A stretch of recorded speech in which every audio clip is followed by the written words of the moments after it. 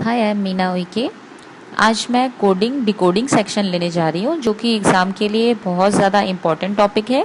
चाहे वो bank PO हो, क्लर्क हो, उसके साथ साथ एसएससी, यूपीएससी और दूसरे स्टेट पीएससी, सभी में ये कोडिंग डिकोडिंग सेक्शन बहुत ज़्यादा इम्पोर्टेंट टॉपिक है। तो इसके लिए हम आज कुछ टेक्निक देखेंगे कि हम इसके कुछ क्वेश्चंस को कैसे इजीली सॉल्व कर सकते हैं। तो पहले जो है कोडिंग एंड डिकोडिंग का डेफिनेशन देख लें। Coding means the method of converting a meaningful word in a non-meaningful word, letter, number by a certain rule is called coding। जैसे हम यहाँ पे देख रहे हैं जोक्स है, जोक्स को कोड करके लिखा गया है LIKJM। तो जोक्स जो है वो मीनिंगफुल वर्ड है और यहाँ पे इससे LIKJM के फॉर्म में कन्वर्ट किया गया है। तो जोक्स के लिए कोडिंग ये है। अब उसके बाद डिकोडिंग की डेफिनेशन देख लेते हैं। The method of converting a non meaningful word, letter, number in a meaningful word by a certain rule is called decoding. तो यहाँ पर LIKJM को जोक्स वापस इसे डिकोड कर दिया गया है। ठीक है, तो अगर यहाँ पर कोडिंग जोक्स के लिए ये है, तो अगर LIKJM को डिकोड किया जाए तो इसका हो जाएगा जोक्स। अब हम कोडिंग डिकोडिंग में फर्स्ट टाइप देखने जा रहे हैं। तो कोडिंग बेस्ड ऑन नंबर्स।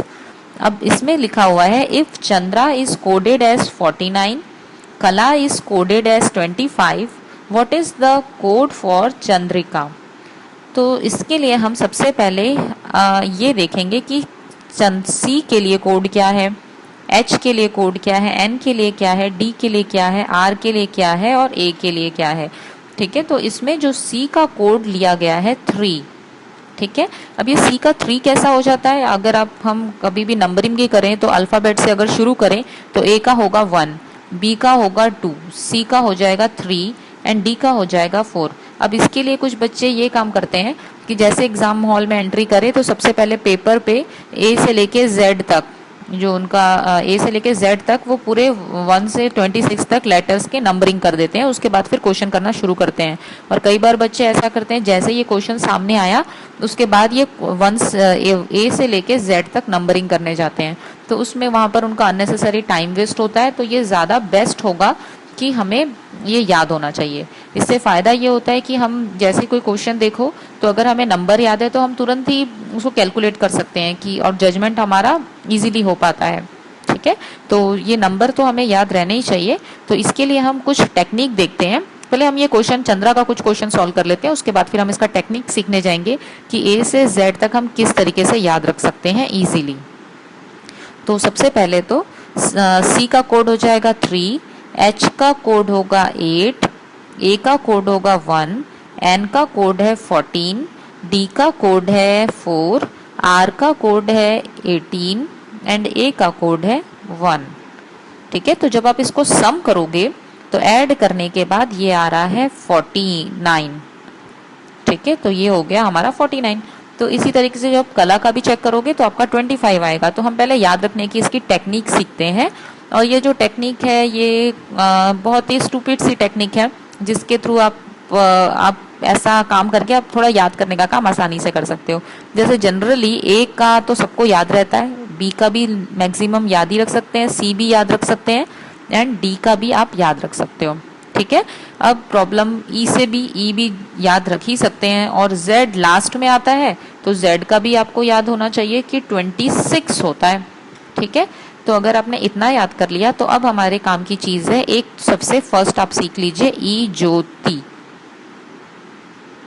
ई ज्योति में जो ई है इसका होगा 5, जे का हो जाएगा 10, ओ का होगा 15, टी का होगा 20 एंड वाई का हो जाएगा 25।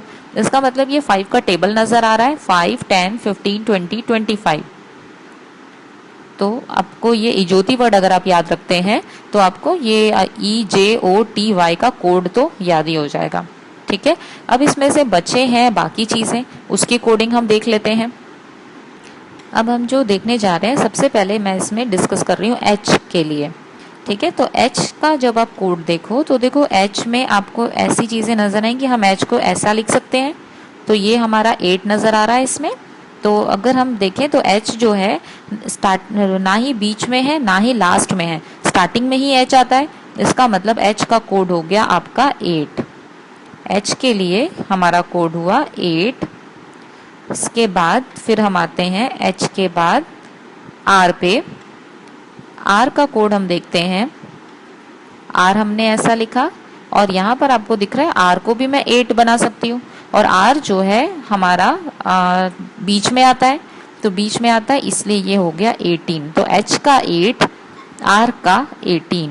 तो जो जो सिमिलर है पहले हम वो डिस्कस कर रहे हैं, उसके बेसिस पे आप आगे जाते जाएंगे। उसके बाद हम देखते हैं एन पे आते हैं। एन का होता है हमारा 14। अगर आप थोड़ी अपनी राइटिंग को बिगाड़ें तो आप यहाँ पे देख रहे हैं ये 1 है और यहाँ पर ये 4 इंक्लूडेड है, इसमें ये 1 हुआ और इसमें ये 4 इंक्लूडेड है, तो ये हमारा हो गया 14। ठीक है, तो n का हो जाता है 14, 1 4 14। उसके बाद हम आते हैं p पे। p का हम देख रहे हैं कि अगर p हमारा ऐसा लिखा हुआ है, p को अगर हम उल्टा कर दें तो ये हो जाता है 6, और जो p है हमारा वो लास्ट में आता है ना, तो हमारा लास्ट में मतलब वो बीच में आ रहा है, तो क्योंकि लास्ट में तो 26 लेटर्स होते हैं और वो z का होता है, तो p जो है हमारा बीच में आ रहा है, तो इसका हो जाएगा 16। ठीक है, अब उसके बाद हमारा है f। f के लिए हम यहाँ देखते हैं कि अगर हम f को लिखें उल्टा कर दें, पहले मैंने f को उल्टा कर दिया और इसको यहाँ पर ऐसा मिला दिया, तो ये बन गया 6, तो f का होगा 6 एंड p का हो जाएगा 16। ठीक है, h का है 8 एंड r का है 18। तो जो जो सिमिलर चीज़ें हैं वो हम साथ साथ याद करते हुए चले। उसके बाद है अब हमारा m। m जब हम देखते हैं तो m ये इस तरीके से होता है। अगर आप इसको उल्टा कर दें, ठीक है, मतलब आप इसको 90 डिग्री मूव करें, तो ये 90 डिग्री मूव करने के बाद ये 3 बनाता है और m जो है वो बीच में आता है, तो हम इस पे मार्क करेंगे 13, है ना। m अगर बीच में है इसका मतलब वो 13 होता है। और फिर इसी तरीके से हम w को भी देखते हैं। w को भी आप 90 डिग्री घुमा दो तो आपका ये हो जाएगा 3 ही नजर आ रहा है इस पे भी, तो ये हो जाएगा 23। ठीक है, तो w का हो गया 23, हमारा w का हो जाएगा 23। ठीक है, अब उसके बाद आप v का चेक करने जाए तो v के लिए हम ऐसा करेंगे कि आप अपने फिंगर्स, 2 फिंगर्स अगर आप देखते हैं तो जैसे वीन के लिए साइन होता है 2 फिंगर्स इस तरीके से, 2 फिंगर्स हम इस तरीके से देखते हैं, है ना। तो अपने जो 2 फिंगर से आपको पता चलेगा कि v का 2 फिंगर, v को बनाने के लिए आपको 2 फिंगर्स अपने यूज करने पड़ते हैं, तो v का हो जाएगा 2 फिंगर्स आपने यूज किया तो 2 टाइम्स 2 22, तो v का हो जाएगा 22। ठीक है, उसके बाद है s का। s जब हम यहाँ पर लिखते हैं तो s ये देखिए आप इसको इस तरीके से कर सकते हैं, तो ये हमारा बन गया 9, तो ये हो जाएगा 19। ठीक है, वैसे अगर हम करने के लिए तो किसी लेटर को कुछ भी नंबर बना सकते हैं, लेकिन हमें वही नंबर बनाना है जो हमें याद रह जाए और उसका कोड रियल में वो हो, तो s का होता है 19। ठीक है, ज्योति से आप t का 20 याद रख सकते हैं, और वैसे भी T20 तो सभी को याद रहेगा, T20 है ना, मैच, क्रिकेट मैच से आपको याद रहेगा, तो t का होता है 20, s का हो जाएगा 19। अब हम i का देखते हैं। i जो है कर्सिव हैंड राइटिंग, जब आप लिखते हैं तो i को आप इसी तरीके से 9 के फॉर्म में लिखते हैं, तो i का हो जाएगा 9। ठीक है, आप लेटर भी स्टार्ट करते हैं तो I beg to state that, तो ये आई ऐसा ही आप साइन यूज करते हैं, तो ये आई का हो गया 9। ठीक है, फिर है जे का। जे का होगा ज्योति से आप याद रख सकते हैं, जे के लिए होता है 10। ठीक है, एल की अब टर्न। एल जो है आप देखेंगे एल में हम लास्ट में प्रोनाउंसिएशन कर रहे हैं एल, एल पे कंप्लीट हो रहा है, और वैसे ही अगर हम इसको एल को अगर हम 12 को बोलें तो एल और 12 इसका प्रोनाउंसिएशन सेम जा रहा है, लास्ट में एंडिंग जो है इनकी प्रोनाउंसिएशन सेम है, एल 12, तो आपको ये याद रखना है एल 12। ठीक है, अब उसके बाद है के के लिए हम यूज करेंगे कि ये जो इसकी 2 लाइन्स है, एक तो इसमें एक स्ट्रेट लाइन है और ये जो है ये 2 लाइन्स इसकी थोड़ी टेढ़ी है, तो इस अगर ये टेढ़ी लाइन को आप सीधी कर दो तो ये बन जाएगा 11। ठीक है, तो जो 2 लाइन्स अलग से यहाँ पर है टेढ़ी लाइन, उसको आपने स्ट्रेट कर दिया तो वो हो जाएगा 11। ठीक है, तो k का हो गया 11। अब उसके बाद हमारी बारी है z की, तो 26 आपको याद रहेगा। ये ज्योति से आपको y का 25 मिल जाएगा। अब x का हो जाएगा 24। ठीक है, x का आप याद रख सकते हैं 24, या फिर आप ऐसा भी कर सकते हैं, अब इसको याद रखने के अपने खुद के तरीके भी डिस्कवर कर सकते हैं। ये जो है हम जिस तरीके से याद रखते हैं वो ये तरीका है। तो x का है, अगर मैं ये जो है ये हमारा 4 है। ठीक है, आप इसको हटा दीजिए तो आपको यहाँ पर ये 4 बनता हुआ नजर आएगा, जो कि थोड़ा सा ये मूव हो चुका है। तो ये हो जाएगा x का 24। उसके बाद है u के लिए अब हम देखते हैं u का जो बच गया, सिर्फ हमारा ये एक u बचा हुआ है, तो u का हो जाएगा 21। ठीक है, तो u का हो गया 21। तो अगर आप u बना रहे हैं और आप इसमें 21 लिखें तो आपको, आप इसको अगर मैच करो तो ये आपका बीच में जो गैप है ये u बना रहा है। ठीक है, या आप इसको अपने तरीके से किसी भी तरीके से u को 21 याद करके रख सकते हैं। ठीक है, तो अब उसके बाद है लास्ट हमारा q बच गया है। और अगर देखा जाए तो इंग्लिश अल्फ़ाबेट में a से लेके z तक सबसे ऑड सुनने में क्या लगता है, q ही ऑड लगता है। और अगर मैं 1 से लेके 26 नंबर तक जाऊं तो सबसे ज्यादा ऑड नंबर हमें क्या दिखाई लगता है, क्या लगता है 17, तो q 17 ये याद रख लेंगे। ठीक है, तो ये जो मेथड है ये तो खुद का डिराइव किया हुआ मेथड है, आप इसे अपनी कंफर्टेबिलिटी के हिसाब से हर लेटर का अपने अकॉर्डिंग भी कोडिंग डिसाइड कर सकते हैं। ठीक है, तो ये ऐसा मेथड है, या इस तरीके से हम क्लास में जब याद कराते हैं तो बच्चे क्लास में ही ए से जेड तक याद कर जाते हैं। ठीक है, अब इसके बाद हम वापस अपने क्वेश्चन में आते हैं। उस क्वेश्चन में हमारा है कला के लिए k का होता है 11, a का होता है 1, l का होता है 12, a का होता है 1। आप इसको ऐड करेंगे तो फिर यहाँ पर आ जाएगा 25। ठीक है, अब हमारा कोड है चंद्रिका का, तो चंद्रिका के लिए हम देख लेते हैं क्या कोड। चंद्रिका में C का होता है 3, H का होता है 8, A का होता है 1, N का होता है 14, D का होगा 4, R का होगा 18, I का होगा 9, K का होगा 11 एंड A का होगा 1। आप इनको ऐड करेंगे तो चंद्रिका के लिए कोड हो जाएगा 69। ठीक है, तो इस तरीके से हमने चंद्रिका के लिए कोड किया, तो इसका आंसर आया 69। नेक्स्ट क्वेश्चन में ये जो है पैटर्न, ये type 2 conversion of name of words. ठीक है, इसमें ऐसा होगा कि वर्ड्स के नेम चेंज हो जाएंगे। जैसे कि अभी हमारा क्वेश्चन है green means yellow, yellow means white, white means red, red means violet, violet means black, then which of the following will be the colour of human blood. तो generally लोग इसे कॉम्प्लिकेटेड कर देते हैं कि अगर रेड का मीनिंग वॉयलेट है तो वॉयलेट का मीनिंग ब्लैक है, इस तरीके से वो आगे बढ़ जाते हैं। लेकिन आपको ध्यान रखना है कि जो पूछा है सिर्फ उसका आंसर कर देना है। जैसे कि हमें पता है कलर ऑफ ह्यूमन ब्लड होता है हमारा रेड, तो रेड को क्या कहा गया है इसमें, रेड के लिए यहाँ लिखा है रेड मीन्स वॉयलेट, तो हमारा आंसर हो जाएगा वॉयलेट। लेकिन यहाँ पर ऑप्शन में वॉयलेट नहीं गिवन है, नन ऑफ दिस इसका करेक्ट आंसर हो जाएगा। अब हम नेक्स्ट क्वेश्चन में आते हैं। नेक्स्ट क्वेश्चन है if white is called red, red is called blue. अब इसमें फाइनली हम ये इसकी लास्ट लाइन पढ़ेंगे ऐसे क्वेश्चन में, then what is the colour of clear sky. Clear sky का कलर हमारा क्या हो जाएगा, ब्लू होगा। यहाँ लिखा है ब्लू इज कॉल्ड येलो, तो हमारा आंसर हो जाएगा येलो। ठीक है, तो ये कोडिंग डिकोडिंग का सेकंड टाइप हो गया। नेक्स्ट हमारा नेक्स्ट क्वेश्चन है type 3 questions based on group of words. यहाँ पर हमें क्वेश्चन नजर आ रहा है in a certain code language hope to see you is coded as री सो ना दी, please come to see the party is coded as फी गे ना दी के जो, and hope to come is coded as D सो गे, and see you the party is coded as री फी जो ना।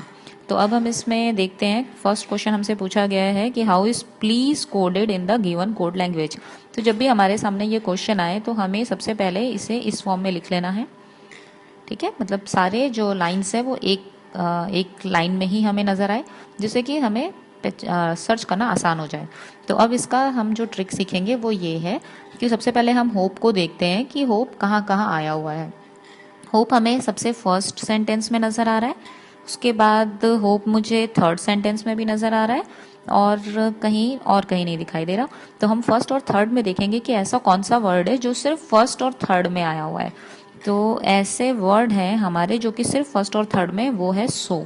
तो जो साइन आपने होप में लगाया है वही साइन आप यहाँ सो पे भी लगाओगे। मैंने एक लाइन खींची हुई है तो अंडरलाइन हमने सो को भी किया। अब यहाँ पर हम टू को चेक करने जाते हैं। टू पे यहाँ टू है, यहाँ सेकंड में भी टू है, थर्ड में भी टू है। तो अब हम चेक करेंगे कि ऐसा कौन सा वर्ड है जो फर्स्ट सेकंड एंड थर्ड तीनों में आया हो। फर्स्ट सेकंड थर्ड तीनों में ये डी आया हुआ है, तो ये हमने इस पे सर्कल लगाया तो हमें ये पता चला कि टू का है डी। ठीक है, तो अब हम यहाँ पर चाहे तो लिख भी सकते हैं। होप का हो गया हमारा टू, जो कंफर्म होता गया। होप का हो गया हमारा सो, एंड हमारा होप का होगा सो। उसके बाद टू का हो गया हमारा डी। नेक्स्ट में आते हैं हम सी। हम देखेंगे कहाँ कहाँ है। सी फर्स्ट में भी है, सेकंड में भी है, फोर्थ में भी है। तो फर्स्ट सेकंड एंड फोर्थ में तीनों में है। हम कोई भी दूसरा साइन यूज करते जाएंगे, सभी के लिए अलग साइन। अब हम यहाँ पर देखेंगे कि फर्स्ट सेकंड एंड फोर्थ में ऐसी कौन सी चीज़ है जो है। तो हमें ये दिखाई दे रहा है ना जो है वो तीनों में है, तो ये ना इसमें भी है, ना फर्स्ट सेकंड एंड फोर्थ में ही है। तो हमें ये पता चला कि जो सी है उसका हो जाएगा ना। नेक्स्ट है हमारा यू। यू के लिए हम चेक करते हैं यू कहाँ कहाँ है। यू है हमारा फर्स्ट में एंड फोर्थ में। ठीक है, तो यू सिर्फ हमें फर्स्ट और फोर्थ में ही नजर आ रहा है, तो इसके लिए हम कोई भी डिफरेंट साइन यूज करते हैं। तो फर्स्ट एंड फोर्थ में हमें नजर आ रहा है कि सिर्फ रे ही है जो फर्स्ट और फोर्थ में है, तो हमें पता चला कि यू का हो गया रे। अब हम सेकंड सेंटेंस में देखते हैं प्लीज का। प्लीज तो और कहीं दिखाई नहीं दे रहा है, कम है जो कि सेकंड और थर्ड में है। तो कम सेकंड एंड थर्ड में नजर आ रहा है, और सेकंड एंड थर्ड में आने वाला कौन सा वर्ड है जो सिर्फ सेकंड और थर्ड में आया हो, वो है गे। तो ये गे हो गया। तो ये हो गया यू का कम का गे।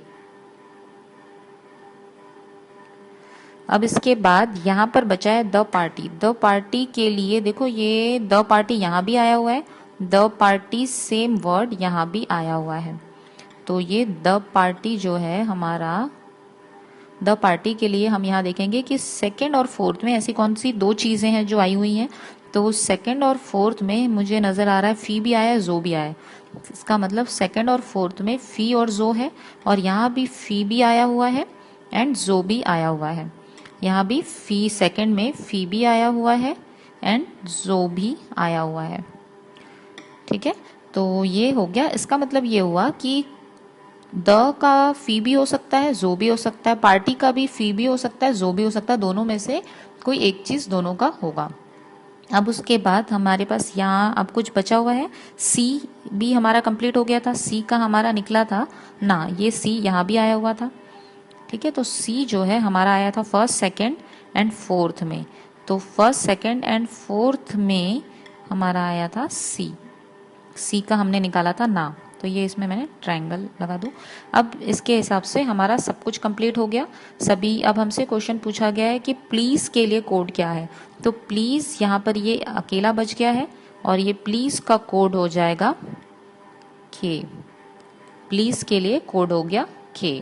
ठीक है, तो हमारा जो ये फर्स्ट क्वेश्चन था उसका आंसर हो जाएगा प्लीज के लिए हमारा जो कोड हो जाएगा वो हो जाएगा के। अब नेक्स्ट क्वेश्चन पे आते हैं हम। अब इस पे ही बेस्ड हमारा नेक्स्ट क्वेश्चन है, what does the code so stand for in the given code language. तो यहाँ पर हमने सभी का निकाला हुआ है ऑलरेडी। तो यहाँ पर हमसे पूछा गया है सो के लिए कोड क्या होगा। तो यहाँ हमें क्लियरली दिखाई दे रहा है कि होप का ही तो सो है, होप का आंसर हमारा हो गया सो। तो हमारा आंसर इसमें हो जाएगा फाइनली होप, सो के लिए होप। नेक्स्ट क्वेश्चन में लिखा है प्लीज सी यू, इसके लिए हमें कोड चाहिए। तो प्लीज का हमने अब यहाँ देखा था, प्लीज का है के, तो प्लीज का हमारा हो गया के। उसके बाद हमें बोला है सी का, सी है ना, सी का हमारा कोड यहाँ नज़र आ रहा है, सी का है ना, एंड यू, यू के लिए है रे। तो अब हम ऐसा ऑप्शन देखेंगे जिसमें तीनों वर्ड आए हों, तो रे ना का हमारा आंसर हो जाएगा रे ना का, ये आंसर। क्लियर। नेक्स्ट क्वेश्चन है सो डी रे। सो डी रे का क्या है? सो का तो यहाँ होप नज़र आ रहा है, डी का हमें टू नज़र आ रहा है, एंड रे का यू, तो ये हो जाएगा सो डी रे। तो होप भी आना चाहिए, एंड टू भी आना चाहिए, एंड यू भी आना चाहिए, होप टू यू आना चाहिए। तो hope to you, you hope to, ठीक है, fifth answer correct. Next question देख लेते हैं हम।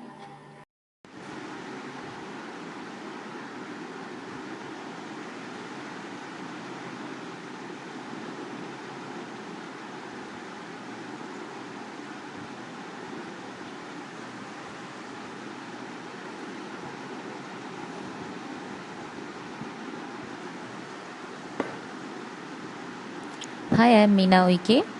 आज मैं कोडिंग डिकोडिंग सेक्शन लेने जा रही हूँ, जो कि एग्ज़ाम के लिए बहुत ज़्यादा इम्पॉर्टेंट टॉपिक है, चाहे वो बैंक पीओ हो, क्लर्क हो, उसके साथ साथ एसएससी, यूपीएससी और दूसरे स्टेट पीएससी, सभी में ये कोडिंग डिकोडिंग सेक्शन बहुत ज़्यादा इम्पॉर्टेंट टॉपिक है।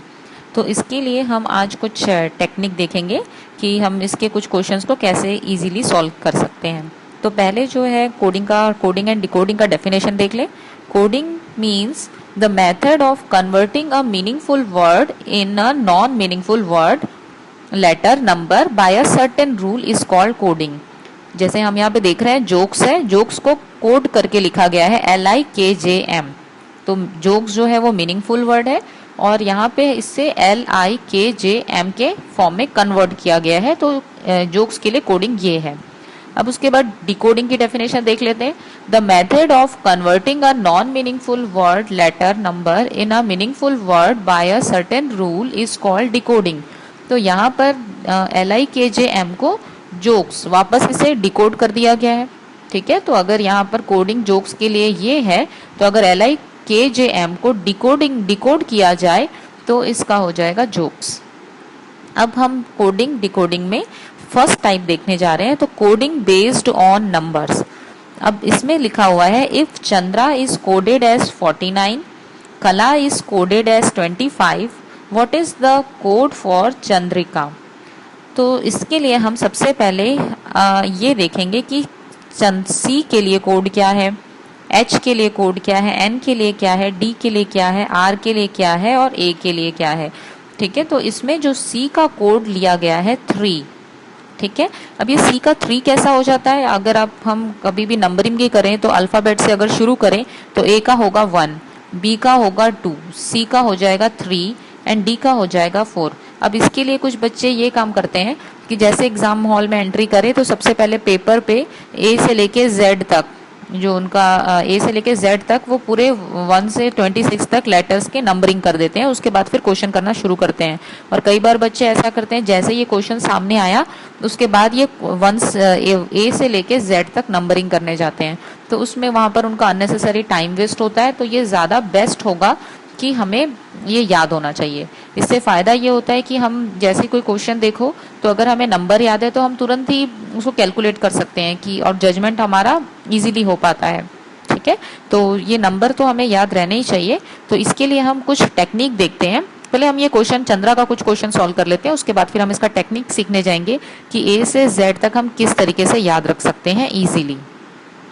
तो सबसे पहले तो सी का कोड हो जाएगा 3, एच का कोड होगा 8, ए का कोड होगा 1, एन का कोड है 14, डी का कोड है 4, आर का कोड है 18 एंड ए का कोड है 1, ठीक है। तो जब आप इसको सम करोगे तो ऐड करने के बाद ये आ रहा है 49, ठीक है। तो ये हो गया हमारा 49। तो इसी तरीके से जब कला का भी चेक करोगे तो आपका 25 आएगा। तो हम पहले याद रखने की इसकी टेक्निक सीखते हैं, और ये जो टेक्निक है ये बहुत ही स्टूपिड सी टेक्निक है, जिसके थ्रू आप ऐसा काम करके आप थोड़ा याद करने का काम आसानी से कर सकते हो। जैसे जनरली ए का तो सबको याद रहता है, बी का भी मैक्सिमम याद ही रख सकते हैं, सी भी याद रख सकते हैं एंड डी का भी आप याद रख सकते हो, ठीक है।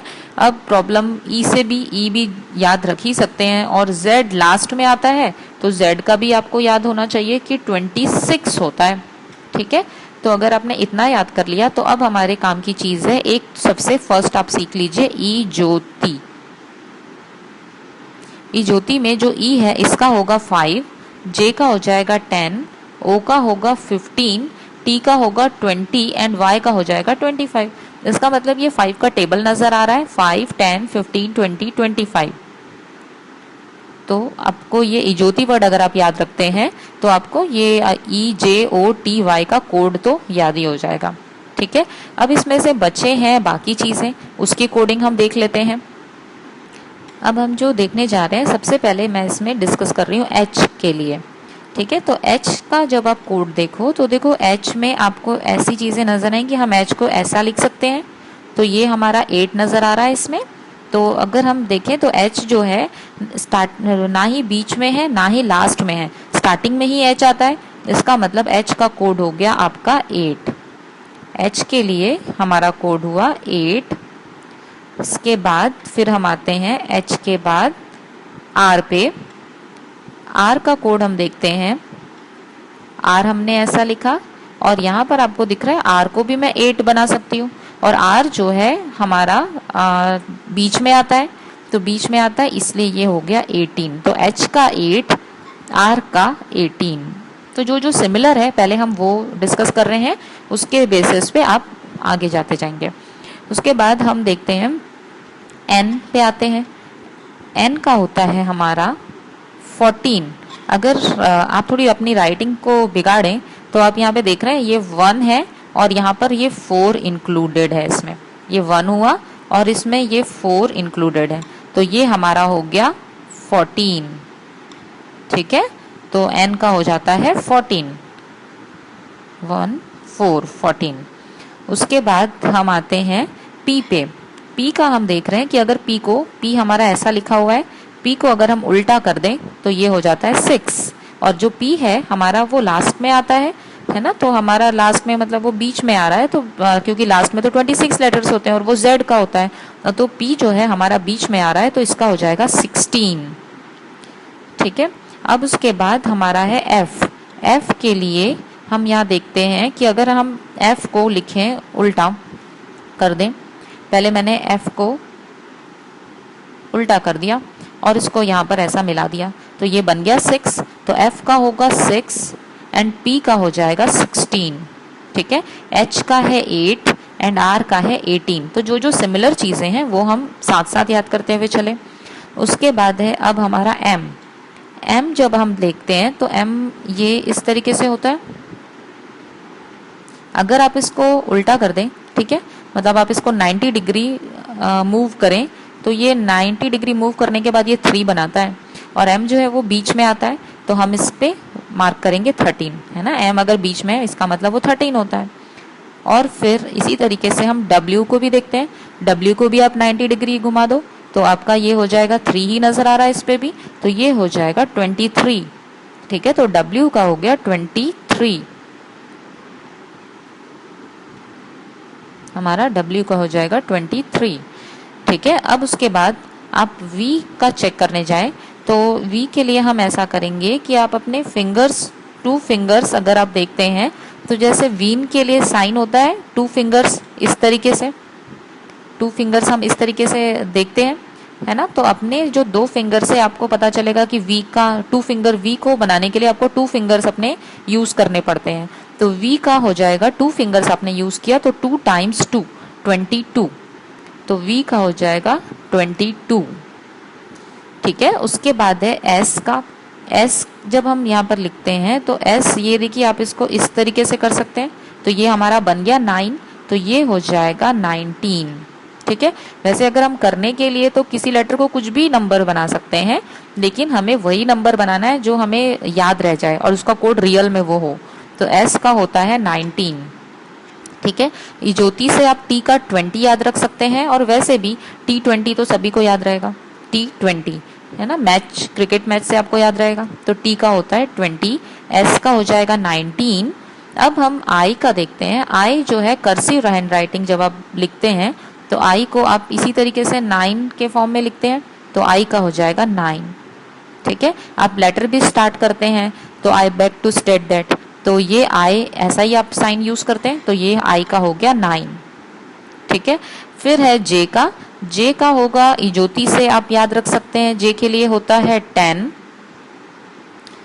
ठीक है, एल की अब टर्न। एल जो है आप देखेंगे एल में हम लास्ट में प्रोनाउंसिएशन कर रहे हैं एल, एल पे कंप्लीट हो रहा है। और वैसे ही अगर हम इसको एल को अगर हम 12 को बोलें तो एल और 12 इसका प्रोनाउंसिएशन सेम जा रहा है, लास्ट में एंडिंग जो है इनकी प्रोनाउंसिएशन सेम है, एल 12।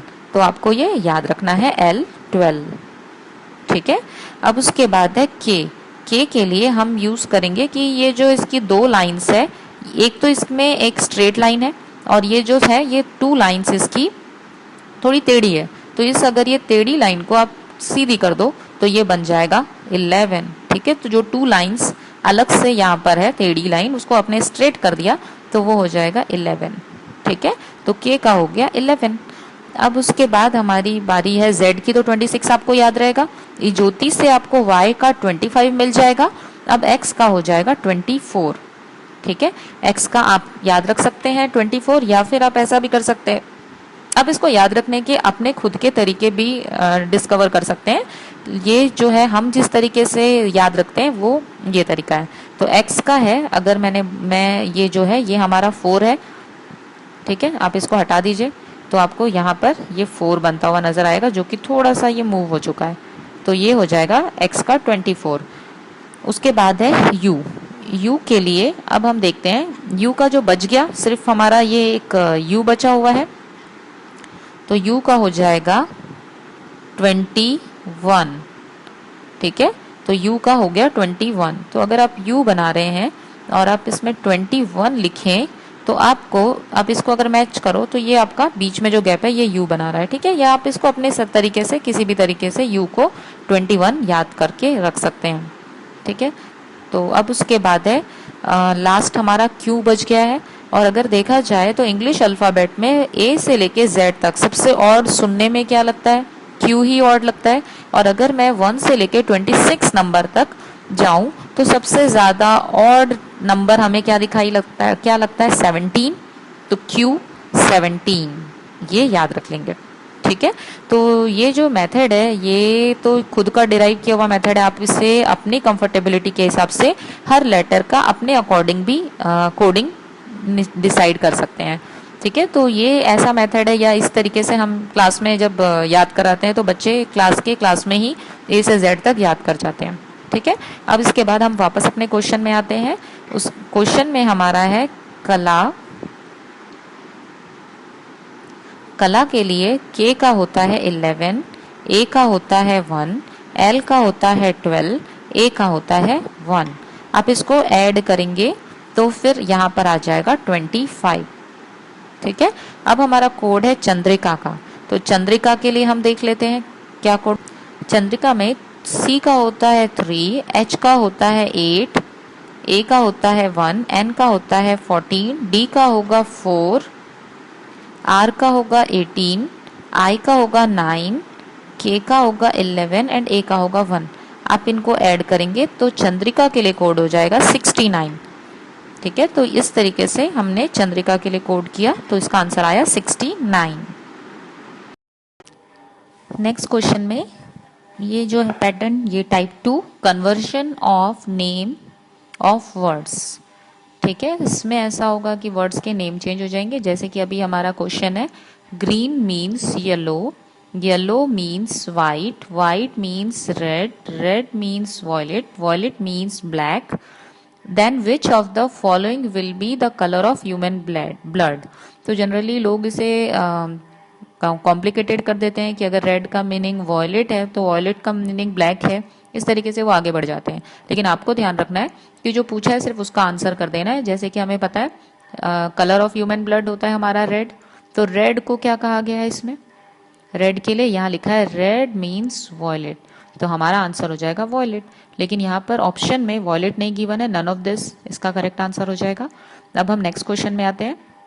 नेक्स्ट क्वेश्चन है, if white is called red, red is called blue. अब इसमें फाइनली हम ये इसकी लास्ट लाइन पढ़ेंगे ऐसे क्वेश्चन में, then what is the colour of clear sky.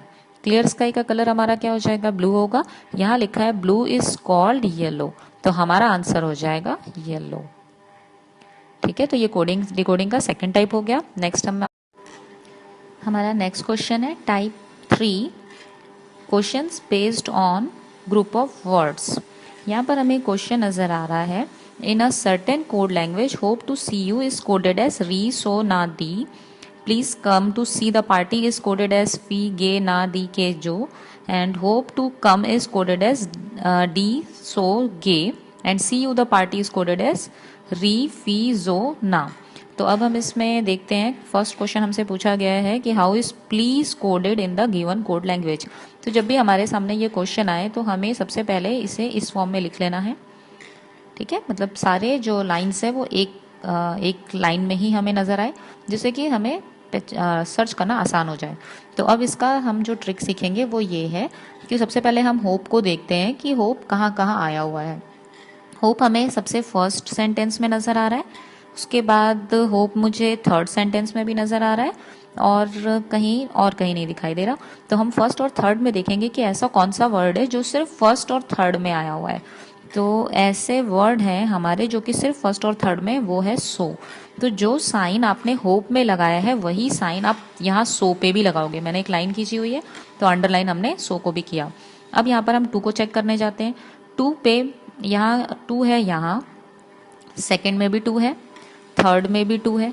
तो अब हम चेक करेंगे कि ऐसा कौन सा वर्ड है जो फर्स्ट सेकेंड एंड थर्ड तीनों में आया हो। फर्स्ट सेकेंड थर्ड तीनों में ये डी आया हुआ है, तो ये हमने इस पे सर्कल लगाया तो हमें ये पता चला कि टू का है डी। ठीक है, तो अब हम यहाँ पर चाहे तो लिख भी सकते हैं। होप का हो गया हमारा टू, जो कंफर्म होता गया। होप का हो गया हमारा सो, एंड हमारा होप का होगा सो। उसके बाद टू का हो गया हमारा डी। नेक्स्ट में आते हैं हम सी। हम देखेंगे कहाँ कहाँ है। सी फर्स्ट में भी है, सेकंड में भी है, फोर्थ में भी है। तो फर्स्ट सेकंड एंड फोर्थ में तीनों में है। हम कोई भी दूसरा साइन यूज करते जाएंगे, सभी के लिए अलग साइन। अब हम यहाँ पर देखेंगे कि फर्स्ट सेकंड एंड फोर्थ में ऐसी कौन सी चीज़ है जो है, तो हमें ये दिखाई दे रहा है ना जो है वो तीनों में है, तो ये ना इसमें भी है, ना फर्स्ट सेकंड एंड फोर्थ में ही है। तो हमें ये पता चला कि जो सी है उसका हो जाएगा ना। नेक्स्ट है हमारा यू। यू के लिए हम चेक करते हैं यू कहाँ कहाँ है। यू है हमारा फर्स्ट में एंड फोर्थ में। ठीक है, तो यू सिर्फ हमें फर्स्ट और फोर्थ में ही नजर आ रहा है, तो इसके लिए हम कोई भी डिफरेंट साइन यूज करते हैं। तो फर्स्ट एंड फोर्थ में हमें नजर आ रहा है कि सिर्फ रे ही है जो फर्स्ट और फोर्थ में है, तो हमें पता चला कि यू का हो गया रे। अब हम सेकंड सेंटेंस में देखते हैं प्लीज का। प्लीज तो और कहीं दिखाई नहीं दे रहा है, कम है जो कि सेकंड और थर्ड में है। तो कम सेकंड एंड थर्ड में नजर आ रहा है, और सेकंड एंड थर्ड में आने वाला कौन सा वर्ड है जो सिर्फ सेकंड और थर्ड में आया हो, वो है गे। तो ये गे हो गया। तो ये हो गया यू का कम का गे। अब इसके बाद यहाँ पर बचा है द पार्टी। द पार्टी के लिए देखो ये द पार्टी यहाँ भी आया हुआ है, द पार्टी सेम वर्ड यहाँ भी आया हुआ है। तो ये द पार्टी जो है हमारा, द पार्टी के लिए हम यहाँ देखेंगे कि सेकंड और फोर्थ में ऐसी कौन सी दो चीजें हैं जो आई हुई हैं। तो सेकंड और फोर्थ में मुझे नजर आ रहा है फी भी आया है, जो भी आया है। इसका मतलब सेकंड और फोर्थ में फी और जो है, और यहाँ भी फी भी आया हुआ है एंड जो भी आया हुआ है। यहाँ भी फी सेकंड में फी भी आया हुआ है एंड जो भी आया हुआ है। ठीक है, तो ये हो गया। इसका मतलब ये हुआ कि द का फी भी हो सकता है, जो भी हो सकता है, पार्टी का भी फी भी हो सकता है, जो भी हो सकता है, दोनों में से कोई एक चीज दोनों का होगा। अब उसके बाद हमारे पास यहाँ अब कुछ बचा हुआ है। सी भी हमारा कंप्लीट हो गया था, सी का हमारा निकला था ना, ये सी यहाँ भी आया हुआ था। ठीक है, तो सी जो है हमारा आया था फर्स्ट सेकंड एंड फोर्थ में। तो फर्स्ट सेकंड एंड फोर्थ में हमारा आया था सी, सी का हमने निकाला था ना, तो तो ये इसमें मैंने ट्रायंगल लगा दूँ। अब इसके हिसाब से हमारा सब कुछ कंप्लीट हो गया सभी। अब हमसे क्वेश्चन पूछा गया है कि प्लीज़ के लिए कोड क्या है, तो प्लीज़ यहाँ पर ये अकेला बच गया है और ये प्लीज़ का कोड हो जाएगा के। प्लीज़ के लिए कोड हो गया के। ठीक है, तो हमारा जो ये फर्स्ट क्वेश्चन था उसका आंसर हो जाएगा प्लीज़ के लिए हमारा जो कोड हो जाएगा वो हो जाएगा के। अब नेक्स्ट क्वेश्चन पे आते हैं हम। अब इस पे ही बेस्ड हमारा नेक्स्ट क्वेश्चन है, what does the code so stand for in the given code language. तो यहाँ पर हमने सभी का निकाला हुआ है ऑलरेडी। तो यहाँ पर हमसे पूछा गया है सो के लिए कोड क्या होगा। तो यहाँ हमें क्लियरली दिखाई दे रहा है कि होप का ही तो सो है, होप का आंसर हमारा हो गया सो। तो हमारा आंसर इसमें हो जाएगा फाइनली होप, सो के लिए होप। नेक्स्ट क्वेश्चन में लिखा है प्लीज सी यू, इसके लिए हमें कोड चाहिए। तो प्लीज का हमने अब यहाँ देखा था, प्लीज का है के, तो प्लीज का हमारा हो गया के। उसके बाद हमें बोला है सी का, सी है ना, सी का हमारा कोड यहाँ नजर आ रहा है, सी का है ना। एंड यू, यू के लिए है रे। तो अब हम ऐसा ऑप्शन देखेंगे जिसमें तीनों वर्ड आए हों, तो रे ना का हमारा आंसर हो जाएगा रे ना का, ये आंसर क्लियर। नेक्स्ट क्वेश्चन है सो डी रे। सो डी रे का क्या है, सो का तो यहाँ होप नजर आ रहा है, डी का हमें टू नजर आ रहा है एंड रे का यू, तो ये हो जाएगा सो डी रे। तो होप भी आना चाहिए एंड टू भी आना चाहिए एंड यू भी आना चाहिए, होप टू यू आना चाहिए। तो hope to you hope to, ठीक है, fifth answer correct. Next question देख लेते हैं हम।